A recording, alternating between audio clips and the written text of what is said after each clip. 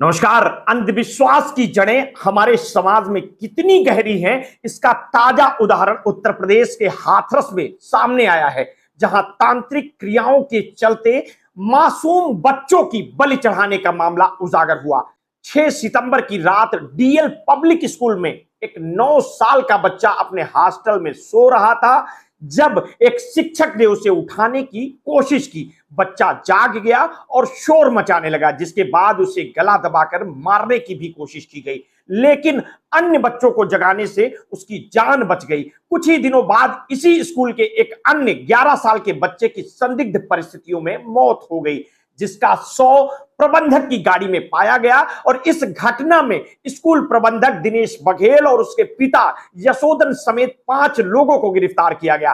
Police के मुताबिक यशोदन तांत्रिक क्रिया करता है और स्कूल की तरक्की के लिए मानव बलि देना चाह रहा था। दुर्भाग्यवश एक बच्चा तो बच गया, लेकिन दूसरे बच्चे की बलि चढ़ा दी गई। इस निर्मम घटना ने एक बार फिर दिखाया कि कैसे अंधविश्वास और तांत्रिक क्रियाओं के चलते मासूमों की जान चली जाती है। आज वो स्कूल बंद है, लेकिन इस घटना ने समाज को एक बड़ा सवाल दे दिया है। आखिर हम अंधविश्वास से कब निजात पाएंगे? ऐसे मामले देश भर में आम है। डीडब्ल्यू ने एक रिपोर्ट प्रकाशित की थी। उसके अनुसार एनसीआरबी के आंकड़े के अनुसार 2022 में देश में मानव बलि के 8 मामले सामने आए थे, जबकि 2014 से 2022 के बीच 111 लोगों की जान मानव बलि के कारण दी गई। अंधविश्वास और तांत्रिक क्रियाओं के कारण होने वाली हत्याएं समाज के लिए एक गंभीर चुनौती बन चुकी हैं। छत्तीसगढ़, ओडिशा, मध्य प्रदेश और झारखंड जैसे राज्यों में डायन बताकर महिलाओं की हत्या के मामले सामने आते रहे हैं।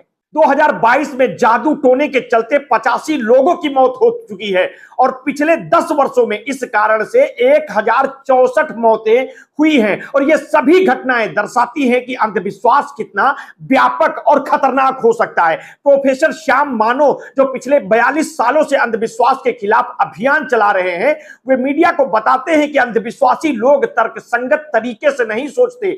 उन्हें लगता है कि बलि देने से उनकी मनोकामनाएं पूरी हो जाएंगी, लेकिन असल में ऐसा कुछ होता नहीं है। उन्होंने बताया कि पहले नरबली की घटनाएं ज्यादा होती थी, जैसे ब्रिटिश शासन के समय रेलवे लाइन या पुल बनाने से पहले नरबली दी जाती थी। हालांकि आज ऐसे मामलों में कमी आई है, लेकिन अंधविश्वास का प्रचलन अभी भी जारी है। अंधविश्वास के कारण न केवल लोगों की जान जाती है, बल्कि यह समाज में अन्य प्रकार से नुकसान पहुंचाता है।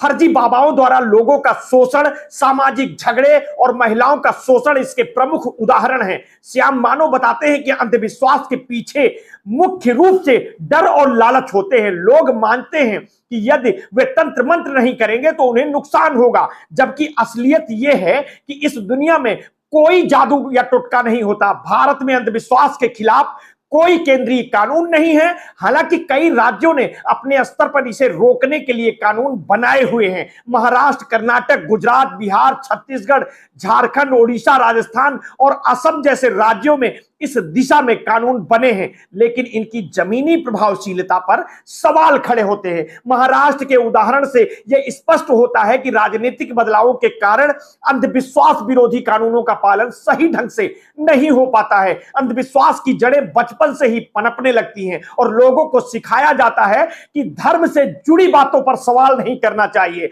जिससे वे तर्क के बिना ही उन पर विश्वास करने लगते हैं। इस समस्या का समाधान तर्कपूर्ण सोच को बढ़ावा देना और वैज्ञानिक दृष्टिकोण को विकसित करने से निहित है। श्याम मानो कहते हैं कि अंधविश्वास को पूरी तरह से समाप्त नहीं किया जा सकता, लेकिन अगर समाज के 80-90% लोग तर्क के आधार पर सोचें तो उसे अंधविश्वास मुक्त समाज कहा जा सकता है। और इस प्रकार अंधविश्वास से लड़ने के लिए शिक्षा और जागरूकता सबसे महत्वपूर्ण है और मजबूत हथियार है। जब तक समाज में तर्कपूर्ण सोच और वैज्ञानिक दृष्टिकोण का प्रचार नहीं होता, तब तक मासूम जाने अंधविश्वास की भेंट चढ़ती रहेंगी।